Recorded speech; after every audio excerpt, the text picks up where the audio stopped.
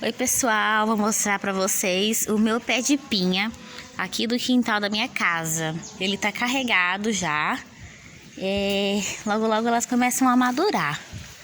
Ó, vocês estão vendo? As frutas estão bem grandes já, ó. E fica aqui, bem no quintal da minha casa.